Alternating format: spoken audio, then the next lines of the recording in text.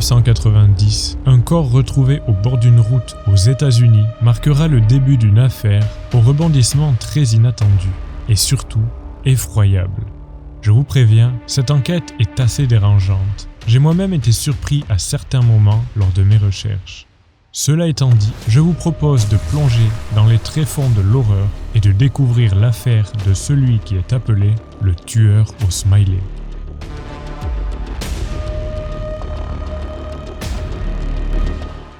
« 22 janvier 1990, Portland, dans l'Oregon. Sur le bord d'une route, on retrouve le corps d'une jeune femme. Son visage, méconnaissable, a été roué de coups. Une corde est attachée autour de sa gorge, son jean est baissé. Et très étrange, sa braguette a été découpée et enlevée.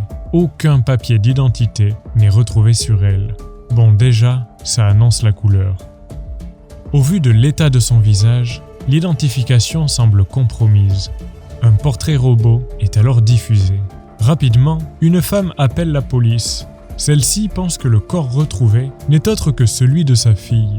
Elle dit que la victime s'appelle Tonya Bennett, elle a 23 ans et elle a disparu la veille de la découverte du corps. Sa famille est alors appelée pour l'identification et ils reconnaissent bien Tonya et ses vêtements. Mais ils n'ont aucune idée de qui aurait bien pu lui faire ça. Il ne faudra pas attendre bien longtemps avant d'avoir un premier suspect.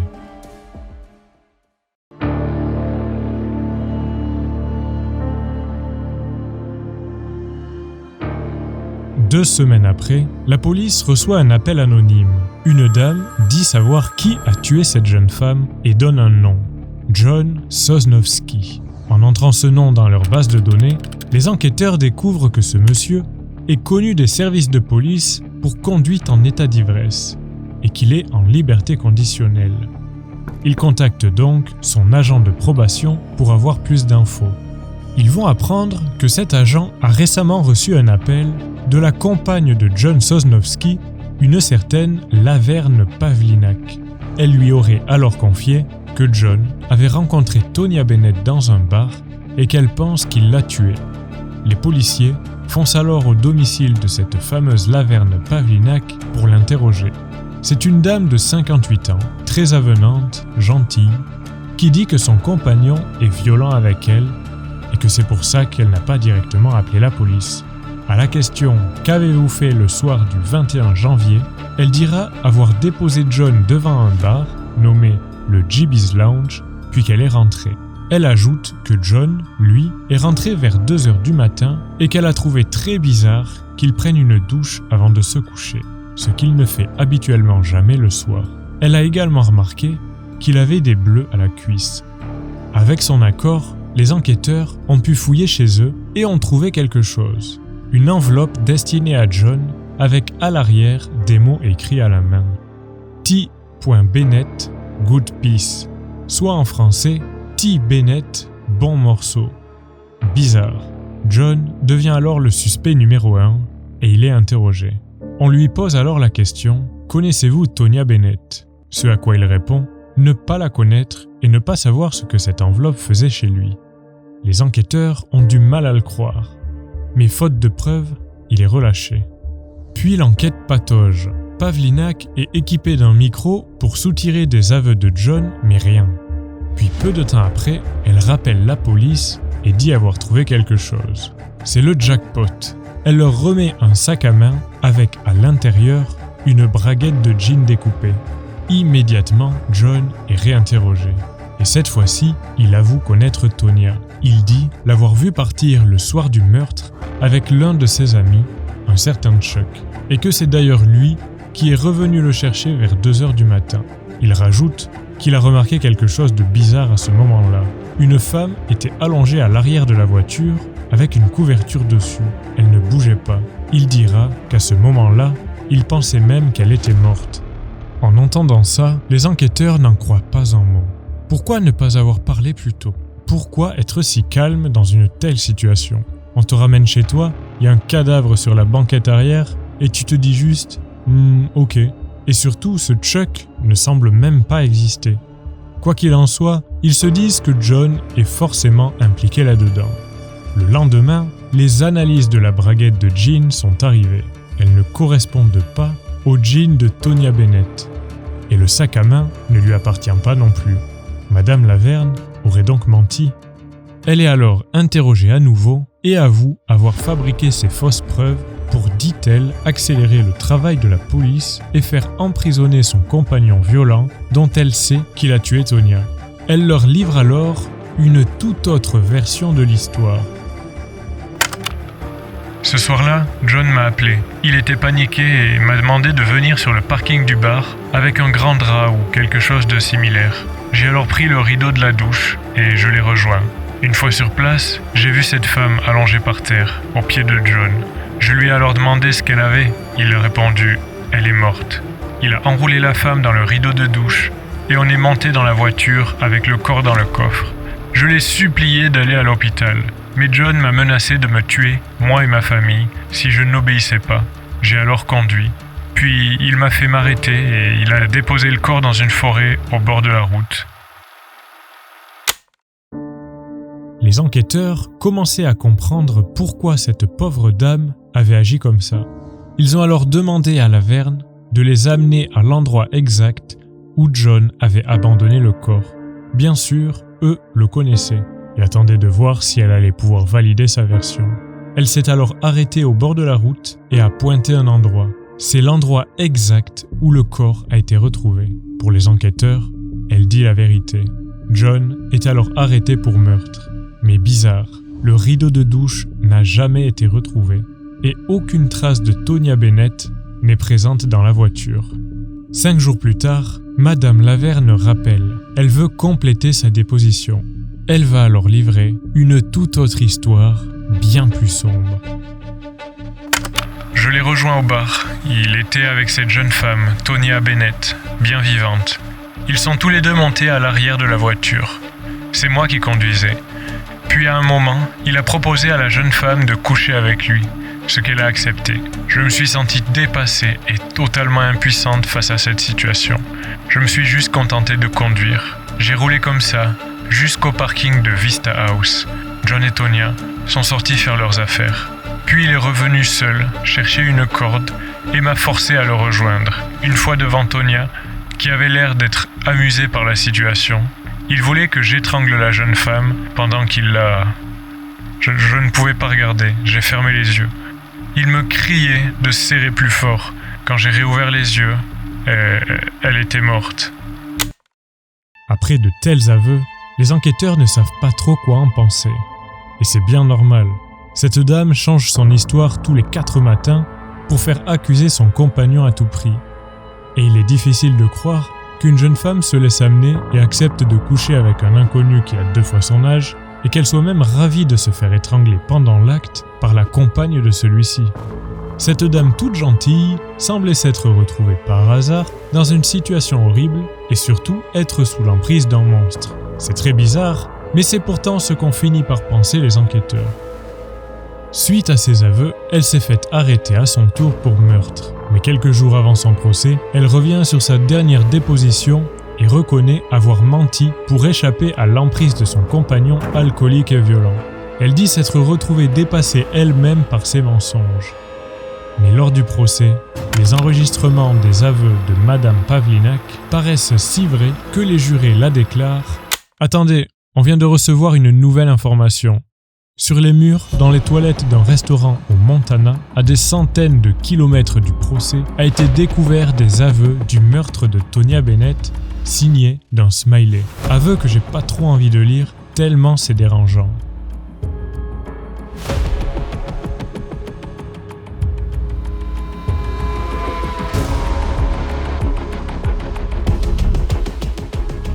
Quelques jours après, un second message est découvert. Cette fois-ci à Umatilla, dans l'Oregon, non loin de l'affaire, dans un relais routier. Celui-ci disait « 21 janvier 1990, j'ai tué Tonya Bennett à Portland. 2 personnes ont été arrêtées pour ça, donc je peux encore tuer. J'ai coupé la braguette du jean, preuve. » Et ce message est aussi signé d'un smiley. Mais la police pense alors que c'est juste un canular ou un proche de Sosnowski qui cherche à le faire libérer. Ces 2 messages sont jugés irrecevables lors du procès. Laverne Pavlinac et John Sosnowski sont tous les deux condamnés à la prison à vie. Puis, l'affaire est classée, pour l'instant.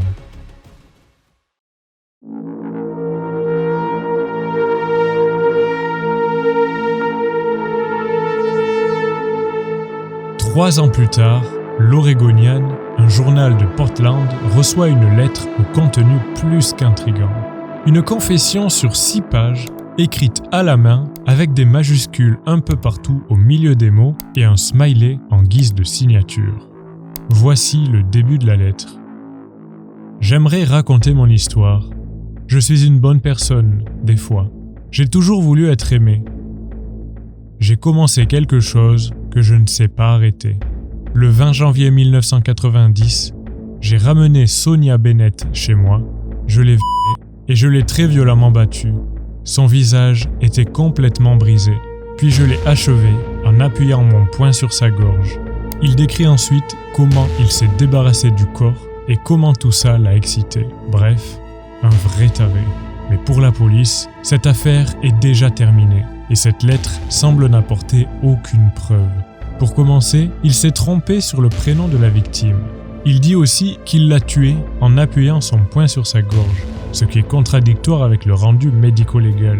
Puis plus loin dans sa lettre, il dit avoir attaché une corde brûlée sur l'un des 2 bouts au cou de la victime. Or, la corde retrouvée sur le corps n'était pas brûlée. Pour les enquêteurs, il s'agit d'un gros canular de très mauvais goût. Mais cette lettre ne s'arrête pas là. Il écrit « Elle était ma première et je pensais ne jamais recommencer. Mais je me trompais. » Il prétend ensuite avoir tué 4 autres femmes et décrit à chaque fois comment il s'y est pris, ce qu'il a ressenti, ainsi que les endroits où il a commis chacun de ses crimes. Je ne vais pas tout vous lire parce que plus je lis cette lettre et plus c'est atroce. Que ce soit une blague ou non, on comprend bien que ça a été écrit par un dégénéré et ça fait vraiment froid dans le dos. Bref, comme je le disais, pour la police, cette lettre qui semble être un horrible canular les met dans une mauvaise situation, parce que les tueurs sont déjà en prison depuis plus de 3 ans. Mais le journaliste de l'Oregonian, qui avait reçu cette lettre, pense qu'elle n'est peut-être pas une blague. Il va alors faire le travail que la police ne veut pas faire. Il va chercher si les noms cités dans la lettre correspondent à des disparitions ou des meurtres, et découvrir que les 4 femmes décrites dans la lettre sont bien liées à des meurtres non élucidés. Plus que ça, les lieux et tous les détails coïncident pour les 4 victimes, dont même des faits qui n'ont jamais été révélés. Mais encore une fois, l'affaire est classée depuis plus de 3 ans, et la police n'a aucune envie de réouvrir le dossier. Mais le journaliste est déterminé à avoir le fin mot de l'histoire. Il va rendre visite à Pavlinac et Sosnowski en prison. Elle répète ce qu'elle avait dit avant le procès, comme quoi elle était prête à tout pour être loin de lui et qu'elle avait menti tout au long de l'enquête. Et elle avoue que pour trouver l'endroit exact où a été retrouvé le corps, elle avait vu une photo dans les journaux et avait pointé par chance exactement cet endroit devant les enquêteurs. Et Sosnowski, lui, dit que c'est Pavlinac qui l'a piégé. Il a paniqué en disant n'importe quoi lors de l'enquête et qu'il ne pouvait pas contester, sinon il risquait la peine de mort. Le journaliste l'a compris, il tient quelque chose. Il ne va pas se priver de sortir des articles qui remettent en cause toute cette affaire. Et il va donner un surnom à l'auteur inconnu de la lettre, le tueur au smiley. Très vite, cette affaire fait parler d'elle partout.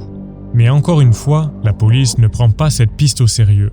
Puis les mois passent, jusqu'en 1995, où quelque chose de très inattendu va enfin mettre un terme à cette trop longue affaire. Yesterday, in an exclusive interview with Channel 2 News, alleged murderer Keith Jesperson confessed to being the so-called Happy Face Killer. Le 30 mars 1995, Keith Hunter Jesperson, un homme qui vient de se faire arrêter pour le meurtre de sa petite amie, vient de demander une interview depuis sa prison. Il va alors avouer être le tueur au smiley. À partir de là, la police n'a plus vraiment le choix et vont l'interroger depuis sa prison. Il va alors leur révéler l'impensable. Il va décrire dans les moindres détails la façon dont il a tué 8 femmes, dont Tonya Bennett, qui était sa première victime. Les enquêteurs vont prélever son ADN et trouver une correspondance avec celui retrouvé sur le timbre de la mystérieuse lettre. Jesperson va également les amener à l'endroit où il s'est débarrassé des affaires de Tonya, et ils vont y retrouver la carte d'identité de Tonya Bennett. En plus, tous les détails qu'il va livrer correspondent aux 8 meurtres. Ça ne fait plus aucun doute, ce qu'il dit est vrai. Il est bien le tueur au smiley et il a bien tué ces 8 femmes. Mais alors, qui est ce taré ?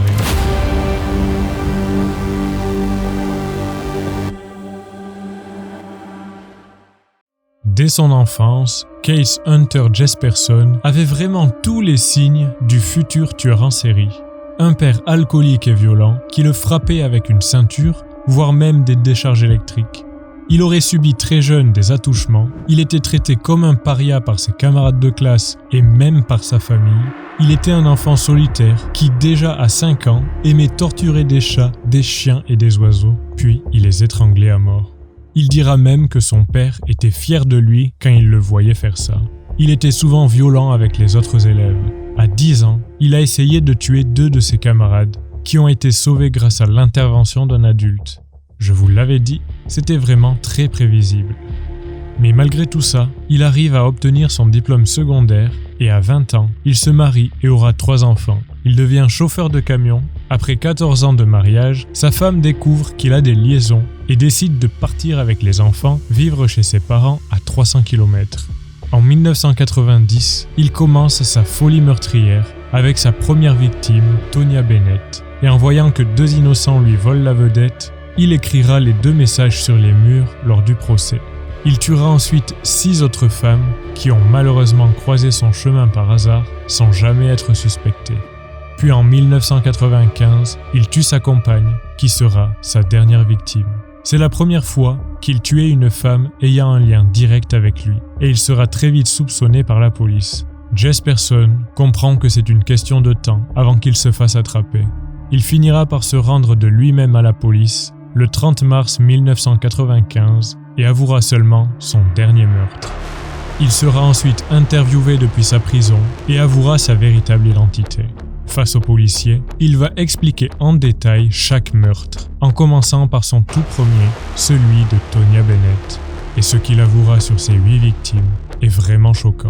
Je vais pas tout vous raconter sinon la vidéo va durer 1 heure, mais c'est une véritable boucherie. Pour quand même vous donner une idée de la folie de ce taré, il raconte que Tonya était consentante pour coucher avec lui, mais qu'elle lui aurait dit pendant l'acte « Bon, je sens rien, dépêche-toi de finir », ce qui l'a mis hors de lui. Jesperson lui a fracassé le visage et l'a achevé en l'étranglant. Puis toutes ses victimes seront des femmes rencontrées sur sa route de chauffeur poids lourd. Et parmi toutes les horreurs qu'il a commises, il y en a une qui m'a vraiment choqué. Et je vous préviens, c'est vraiment pas joli. L'une de ses victimes s'appelle Angela Subrise. Ils se sont rencontrés au bar, elle est stripteaseuse. Le courant passe plutôt bien, ils auront même des rapports consentis. Le lendemain, elle décide de prendre la route avec lui et elle lui demande de faire un petit détour pour la déposer chez des amis, ce qui commence déjà à l'agacer. À un moment, elle lui demande si elle peut emprunter sa carte prépayée pour passer un appel à son père, ce qu'il accepte. La nuit tombée, il s'arrête et Jesperson s'endort dans son camion. Mais Angela le réveille pour lui proposer de reprendre la route. Ça le met hors de lui. Il attrape la femme par le cou et serre de toutes ses forces jusqu'à la tuer. Puis, il se rendort à côté du corps. J'ai pas précisé, il mesure 2 mètres pour 120 kilos. Autrement dit, ses victimes n'ont aucune chance de pouvoir s'en tirer.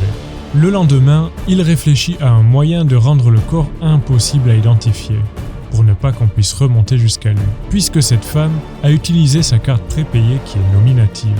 Il va alors faire quelque chose d'absolument abominable. Il a attaché le corps par les chevilles avec une corde sous son camion et il a traîné le cadavre face contre terre sur 10 km.